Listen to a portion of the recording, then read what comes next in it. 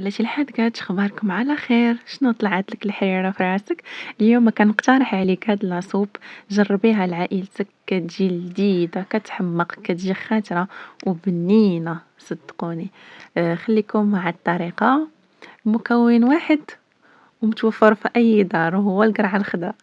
تاخدوا قرعه خضراء على حسب الكميه اللي بغيتو، مع بصله وحده، شويه ديال الزيت البلديه، معلقه ديال الزبده، رشيشه د الملح، شويه ديال القزبر ومعدنوس، رشيشه ديال الابزار، وخليو القرعه ديالكم تشحر مزيان كيف كتشوفوا هنايا. خليوها تشرب مزيان هذيك الزبده والزيت، عاد زيدوها الماء سخون القياس اللي غطيب فيها. مهم ما تكثروش الماء بزاف باش تجيكم عاقده. هنا بعد ما طابت غادي نطحنوها مع 3 الفرماجات وواحد ياغورت طبيعي.